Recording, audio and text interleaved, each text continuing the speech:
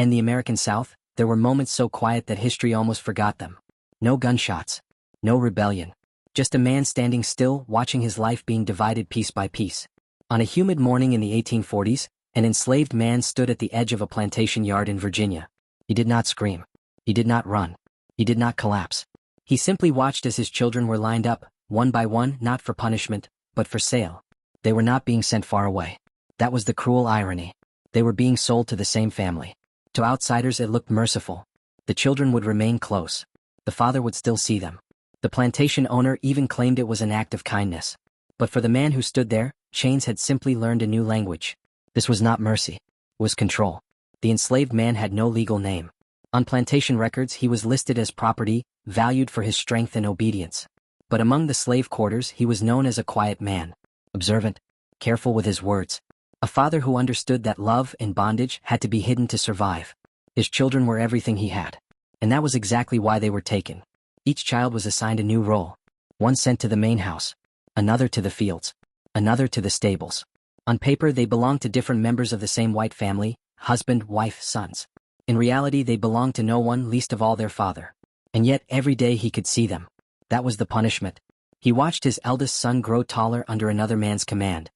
He watched his daughter learn to lower her eyes when spoken to by white women who now claimed ownership over her future. He watched his youngest child forget to run toward him. Not because the child didn't love him anymore, but because loving him openly was dangerous. On plantations like this one, separation did not always mean distance. Sometimes, it meant proximity without power. The father could see his children, but he could not protect them. He could hear their cries at night, but he could not intervene. He could feel their fear, but he was forced to remain still. This kind of suffering left no visible scars. That is why it lasted so long. The enslaved man learned quickly that the family who bought his children did not see them as children at all. They were investments. Futures to be shaped, controlled, and exploited. By keeping them nearby, the owners believed they were avoiding cruelty.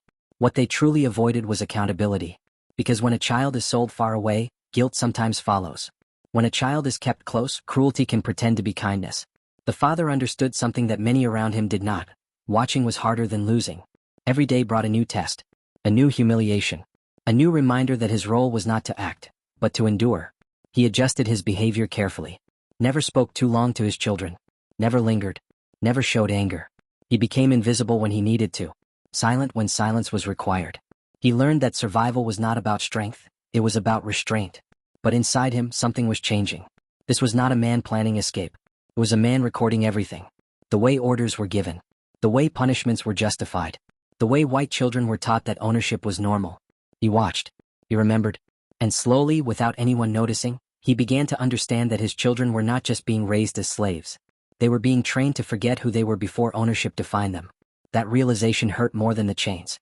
Because if they forgot, then slavery would not need violence anymore. It would live quietly inside memory loss. The enslaved man did not know if he would ever be free. He did not know if his children would survive adulthood. But he knew one thing with painful clarity: as long as he could still recognize them as his children, something of himself remained unbroken. What he did not yet know was that this quiet endurance, this forced closeness, would eventually expose a truth the plantation family never intended to reveal. And when that truth surfaced, it would change the fate of everyone living on that land. We begin to see how proximity became the most dangerous thing of all. The plantation family believed proximity solved everything. They spoke of it openly with confidence. The children would be nearby. The father would still see them. Order would be maintained. Productivity would increase. Peace, they said, would follow. But proximity does not soften ownership. It sharpens it. In the weeks after the sale, the enslaved man noticed how the rules changed. His children were no longer addressed as his. Their names were spoken differently. Shortened. Replaced.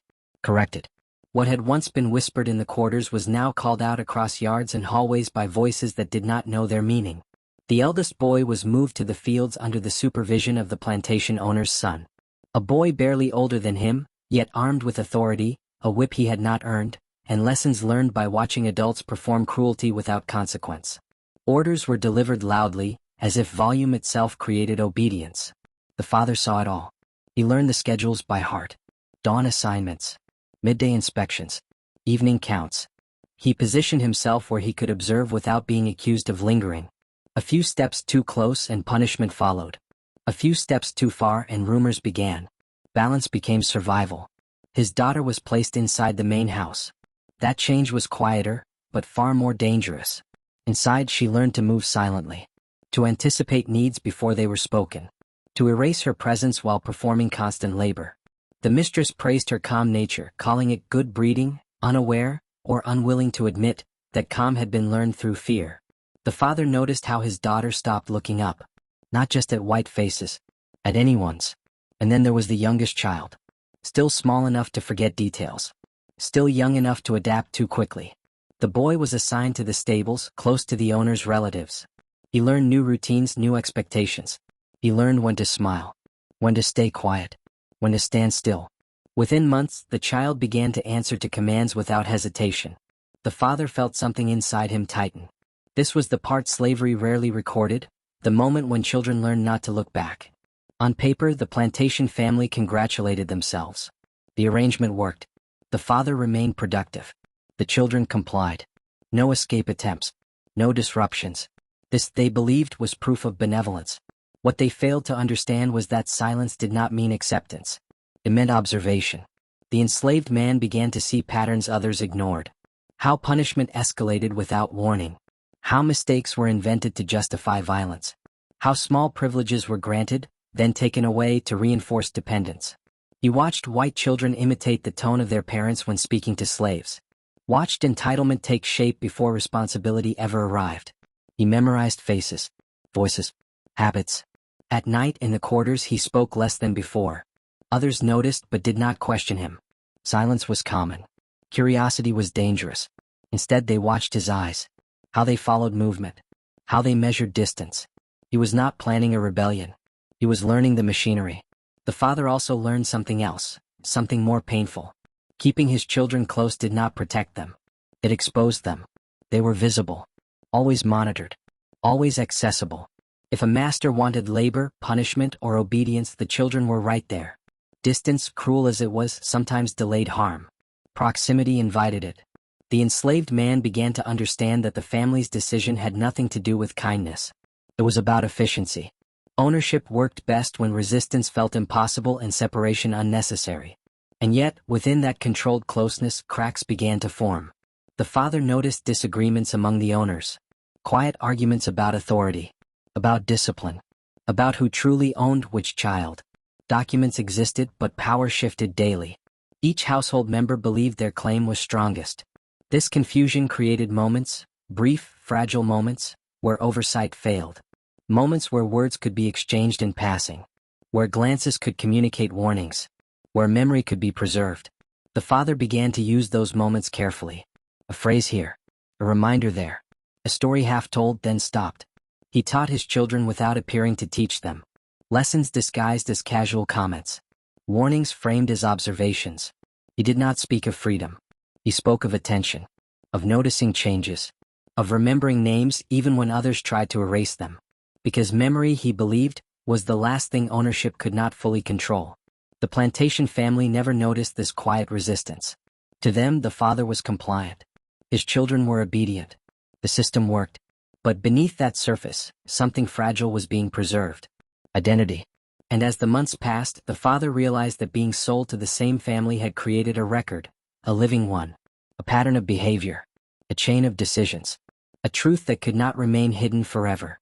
The plantation believed closeness ensured control.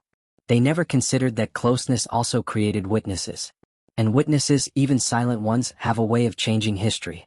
The balance of observation begins to shift, and the plantation family starts to realize that proximity can expose what distance once concealed.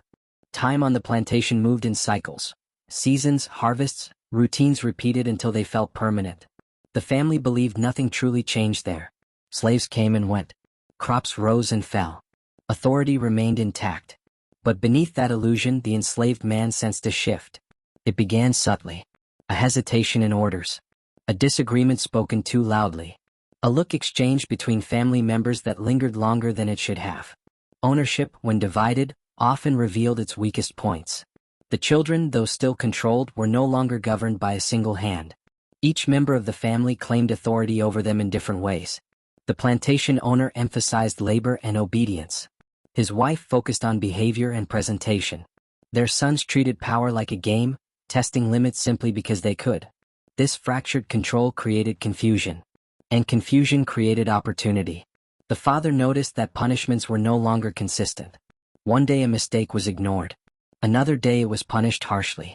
Rules shifted depending on who was watching. The children learned quickly that survival required more than obedience, it required interpretation. So did the father. He observed how each family member reacted to defiance, to fear, to submission. He learned who valued appearance over results, who feared scandal more than suffering, who preferred silence over confrontation. These differences, small as they seemed, shaped everything.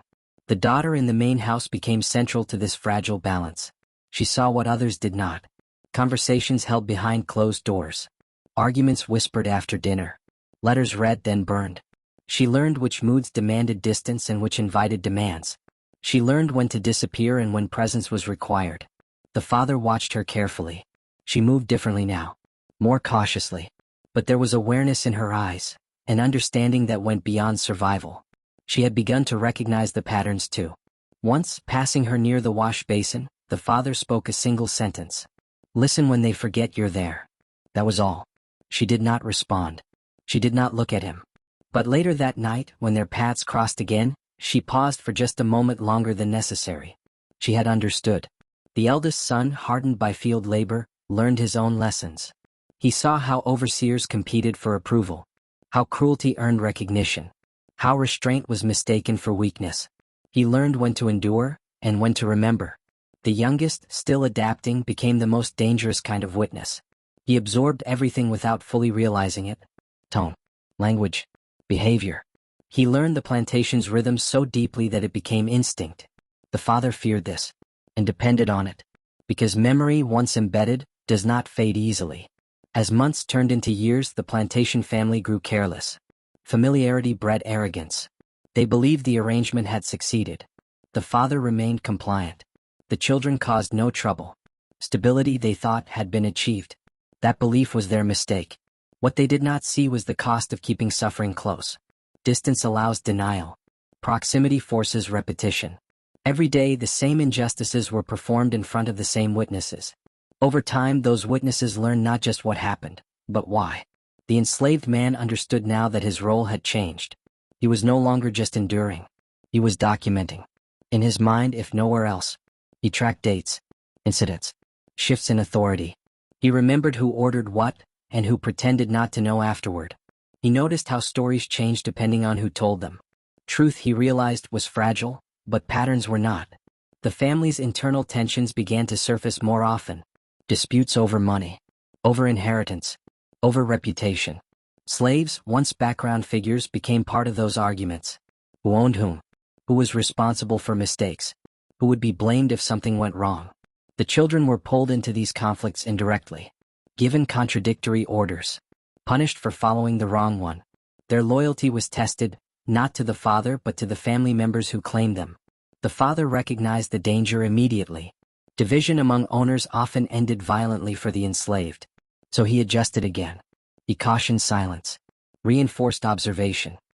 He reminded his children, quietly and carefully, that confusion was not failure. It was information.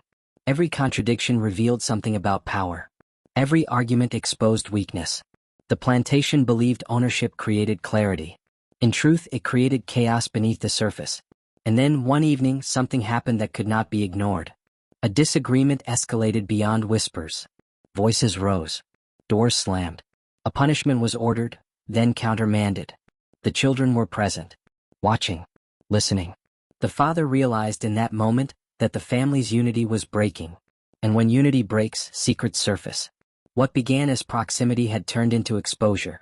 The very closeness meant to control the enslaved man and his children had given them a front row seat to everything the plantation tried to hide. The father did not know how, or when, this knowledge would matter. But he knew one thing with certainty now. The story of this plantation was no longer solely written by its owners. And soon, the truth they had lived beside for years would begin to demand a voice. A single incident forces the plantation family to confront the consequences of keeping suffering too close to ignore. The incident did not arrive with warning. It rarely does. It happened on an afternoon that looked like every other. Heat pressing down on the fields, work moving at its usual pace, the plantation locked into its rhythm. To an outsider, nothing appeared unusual. But those who lived within the system felt the tension immediately. The eldest son was accused of disobedience. The charge was small. A delay. A misunderstanding over an order that had been changed midday. One overseer claimed the boy had ignored him. Another insisted the command had never been given. What should have ended with correction turned into something else.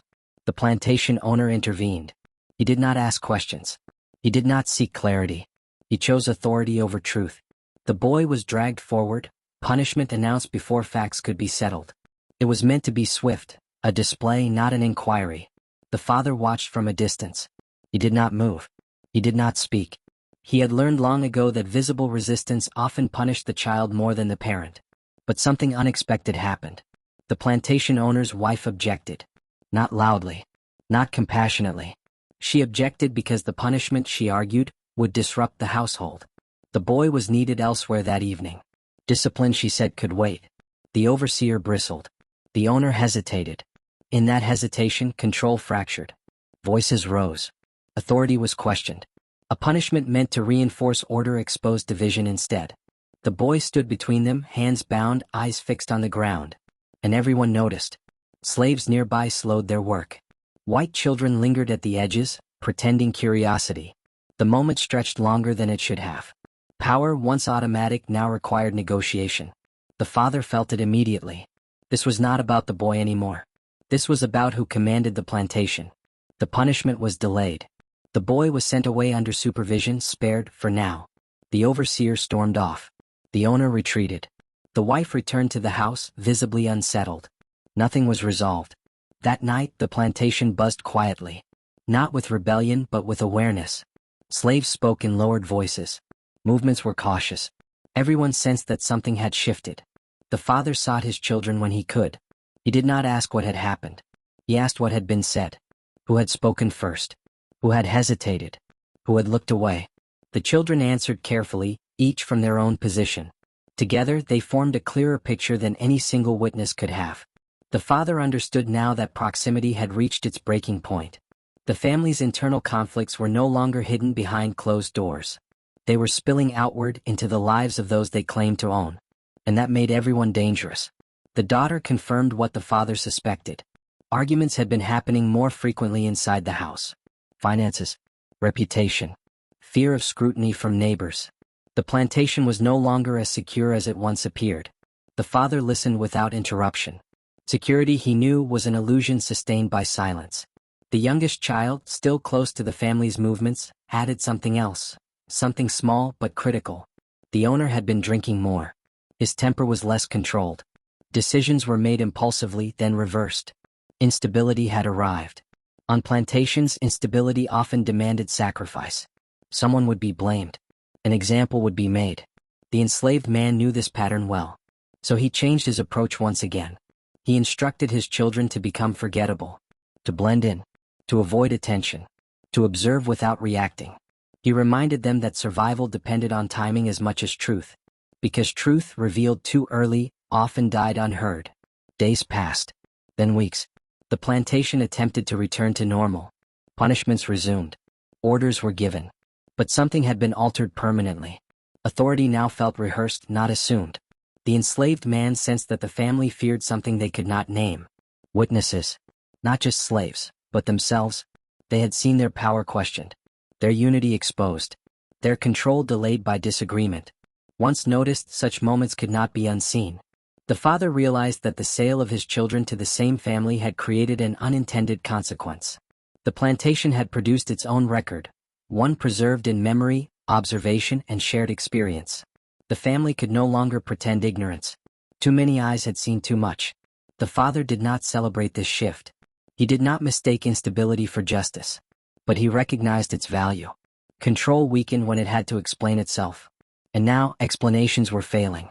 He did not know what form the reckoning would take. He did not know who would speak first.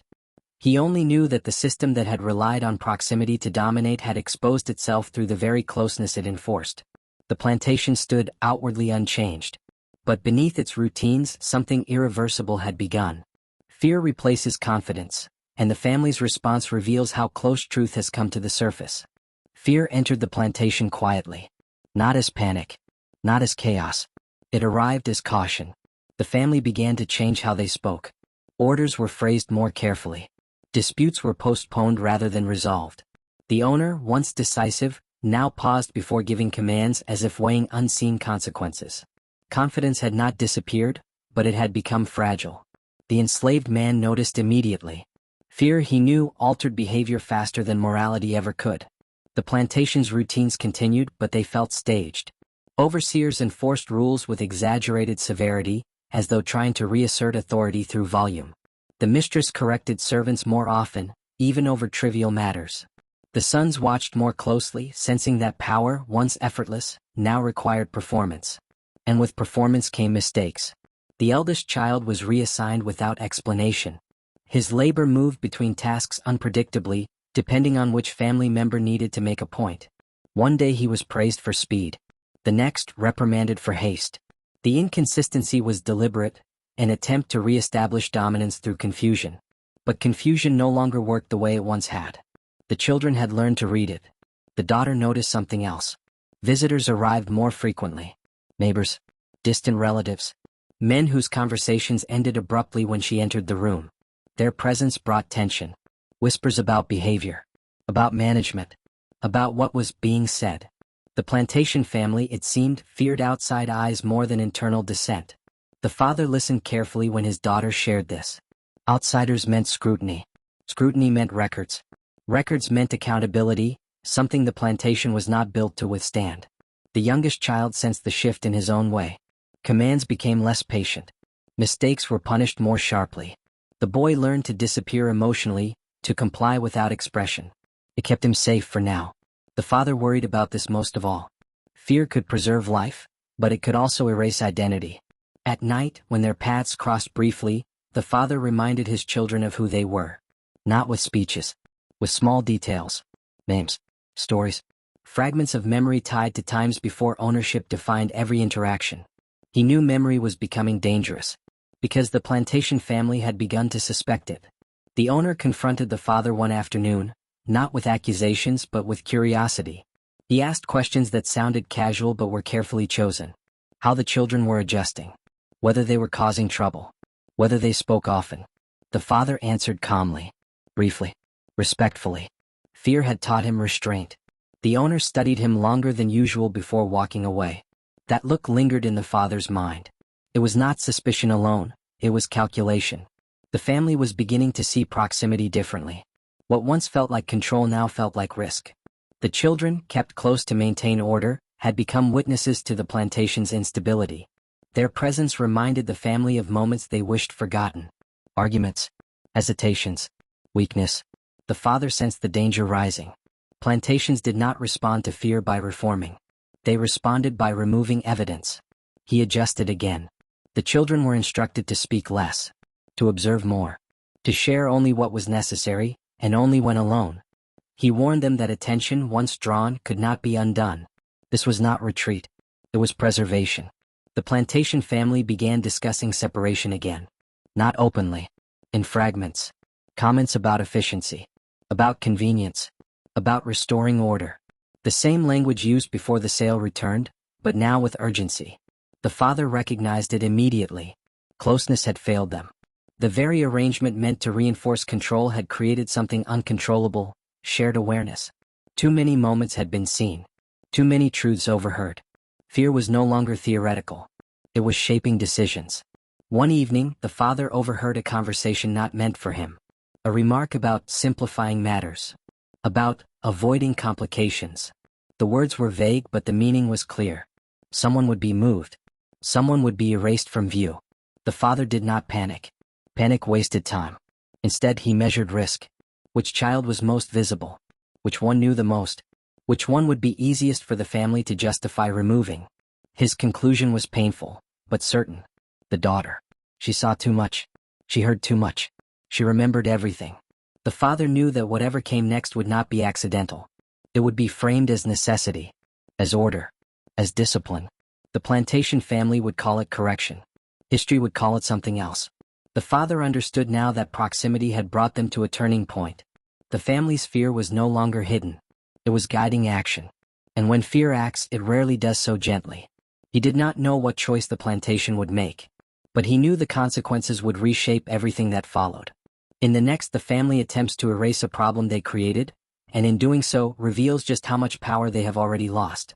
The decision was never announced. It appeared instead as a change in routine, a reassignment spoken casually, a trunk brought down from storage, a list adjusted without explanation. On plantations, the most permanent actions were often carried out quietly. The daughter was to be moved, not sold, at least not in name. She was to be sent to assist a relative on a neighboring property. Temporary, they said. Practical. Beneficial to all involved. The language was careful, rehearsed, meant to sound reasonable. The father understood what it meant. Removal without record. Distance without accountability. He learned of it from the daughter herself. Not through words, but through the way she paused beside him one evening longer than usual. Her eyes met his briefly, steady, controlled, already preparing. "They say I leave at first light," she whispered just once. The father did not ask where. He did not ask for how long. He already knew the answers would change nothing. What mattered was what remained. That night, the plantation felt heavier. Even the air seemed reluctant to move. The father lay awake, measuring time not in hours but in memories. Every sound carried meaning now.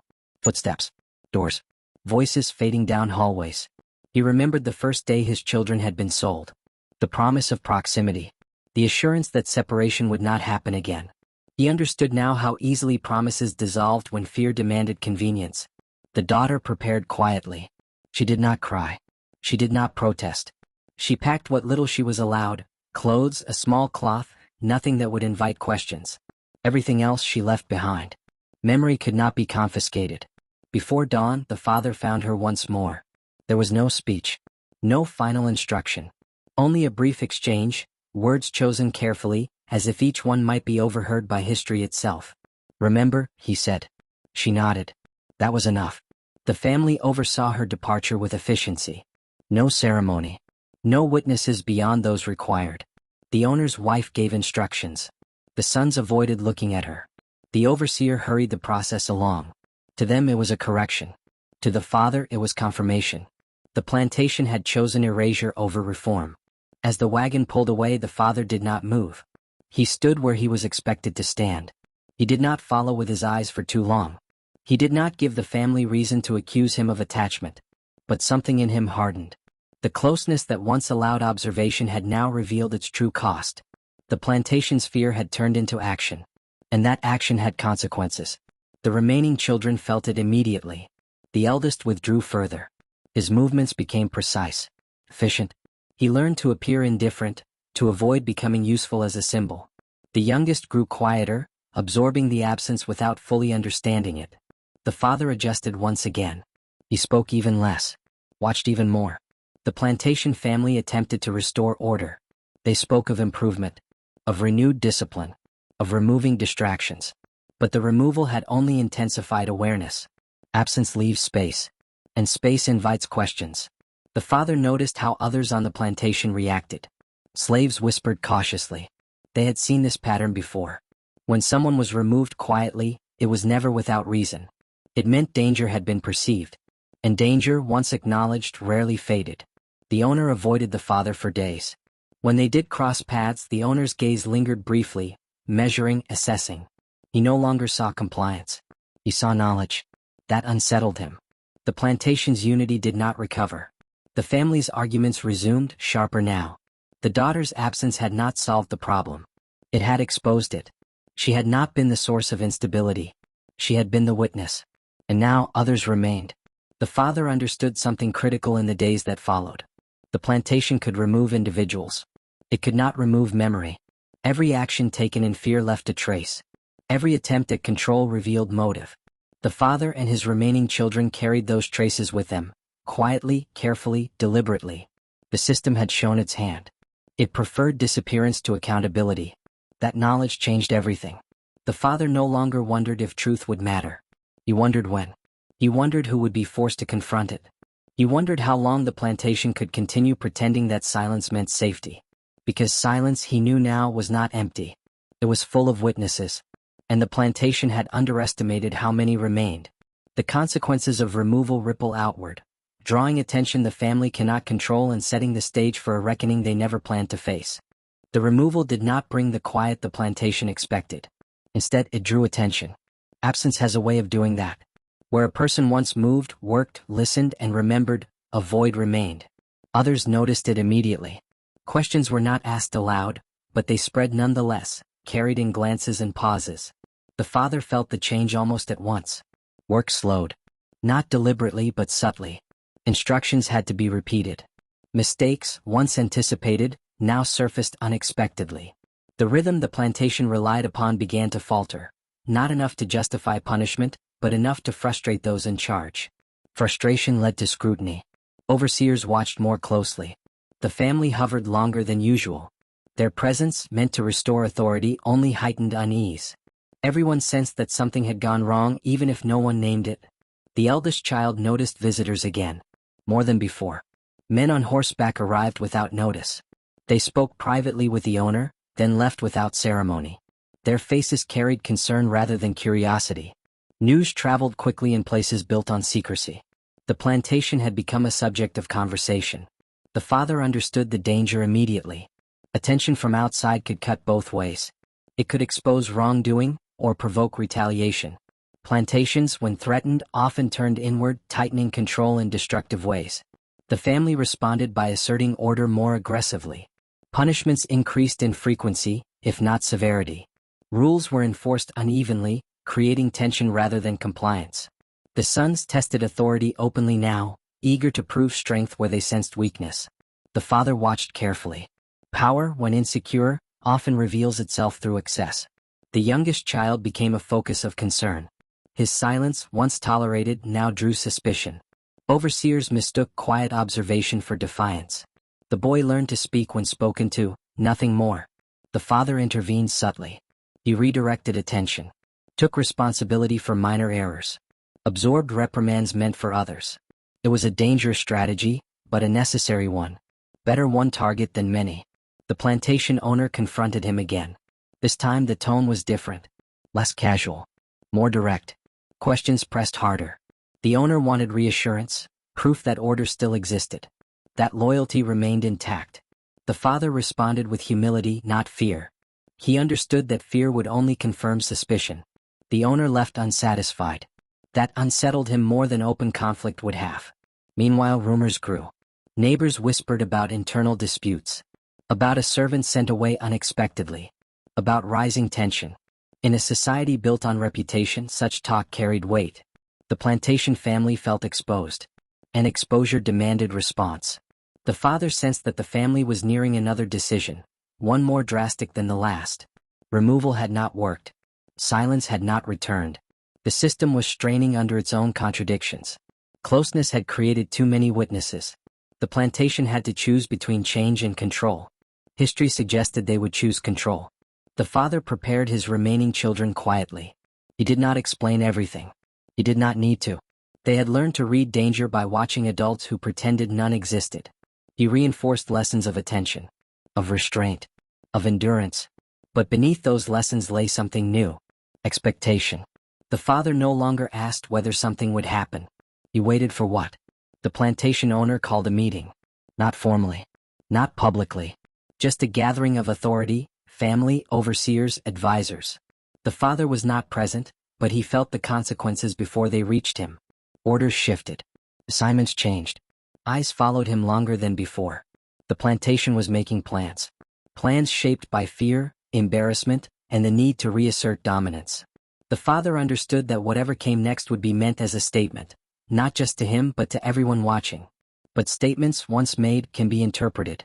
And interpretation once shared becomes narrative. The plantation had already lost control of that. They had kept the father and his children close to maintain silence. Instead, they had created a story too visible to contain. The father stood at the center of it, not as a rebel, not as a hero, but as a witness who refused to forget. And in systems built on forgetting, memory itself is dangerous. The plantation makes its boldest move yet, one that reveals just how fragile its authority has become. The plantation's next move was meant to be decisive. It came not as punishment but as reorganization. The family announced changes designed to restore efficiency. Labor groups were rearranged. Supervision shifted. Boundaries were reinforced. On the surface it looked like management. In truth it was containment. The father was reassigned. Not removed, not elevated, relocated. His work would now keep him farther from his remaining children, though still within sight. The distance was intentional. Close enough to monitor. Far enough to weaken influence. The family believed this would solve everything. It did not. Distance did not erase connection. It clarified it. The father adapted quickly. He learned new routes, new vantage points, new rhythms. From where he worked now, he could see more of the plantation than before. He observed patterns others overlooked. Who watched whom, who avoided whom, who moved freely and who did not. Control, he realized, required constant adjustment. And adjustment revealed uncertainty. The eldest child felt the shift immediately. Overseers scrutinized him more closely, testing whether separation would disrupt obedience. They found what they did not expect. Consistency. The boy worked steadily. Responded calmly. Avoided attention. His composure unsettled them. Power expects reaction. Silence unsettles it. The youngest, meanwhile, became the focus of forced kindness. The family's sons began addressing him directly, assigning small tasks, offering praise meant to buy loyalty. It was another form of control, softer but no less dangerous. The father saw it clearly. Ownership does not always rely on fear. Sometimes it seeks gratitude. The plantation believed it could divide influence without consequence. But influence, once internalized, does not obey distance. The lessons the father had taught his children did not fade when he stepped away. They surfaced more clearly. The daughter's absence weighed heavily now. Her removal had not silenced questions. It had intensified them. Others noticed how her duties had been divided. How no one spoke her name. Erasure, once attempted, rarely succeeds. The plantation family began to feel surrounded, not by resistance but by awareness. Slaves moved carefully. Watched closely. Conversations ended when authority approached. This was not obedience. It was calculation. The owner sensed it. His temper worsened. Decisions became reactive. He corrected subordinates publicly, desperate to reassert command. The overseers followed suit, amplifying severity to compensate for uncertainty. But severity could not repair fracture. The father recognized the moment for what it was. The system was trying to reset itself. Resets fail when underlying conditions remain unchanged. The plantation still carried its witnesses. Still housed memory. Still contained those who had seen its weakness. The family's response only confirmed what the father already knew. They were afraid. And fear, when prolonged, leads to exposure. One afternoon, a visiting official arrived. Not a neighbor. Not a relative. Someone with authority beyond the plantation. His presence altered behavior immediately. Politeness replaced severity. Smiles appeared where tension had lived. The father watched carefully. External authority changes dynamics. It forces performance. The official toured the grounds. Asked questions. Observed labor. His gaze lingered longer than the family liked. He noticed inconsistencies. Gaps. Absences. The daughter's name was not mentioned. But absence speaks. The father understood then that the plantation had crossed a threshold. It could no longer contain its own narrative. Others were beginning to see what had been hidden through routine. The family's attempt at control had drawn exactly what they feared. Attention. And attention, once focused, does not easily look away. The father did not rejoice in this. He did not assume justice would follow. He knew too well how often systems protected themselves. But something irreversible had occurred. The plantation had been observed. Recorded in more than memory. And once that happens, power must answer questions it was never meant to face. The family's effort to manage appearances backfires, forcing a confrontation that will define the future of everyone involved. The confrontation did not happen all at once. It unfolded in fragments, questions asked too carefully, answers given too quickly, glances exchanged where certainty once lived. The visiting official returned, this time unannounced. His arrival disrupted the plantation's performance before it could fully prepare. The family adjusted instantly. Smiles sharpened. Voices softened. Order was displayed with precision. But performance, when repeated too often, begins to reveal its seams. The official asked about labor assignments. About recent changes. About the reassignment of workers. The plantation owner explained confidently, framing every decision as efficiency. The words sounded practiced. Too practiced. The father was called forward, not as a subject of concern but as an example. His composure was meant to reassure. He stood where directed, spoke only when addressed. His answers were respectful, measured, unremarkable. That was precisely the problem. The official noticed how carefully he spoke, how he chose words without hesitation, how he avoided looking toward certain areas of the plantation. These were not signs of ignorance. They were signs of awareness. Awareness unsettles authority. The official asked about family arrangements, about children, about recent transfers. The plantation owner hesitated for the briefest moment, long enough to be noticed. She was sent to assist elsewhere, he said. No name was given.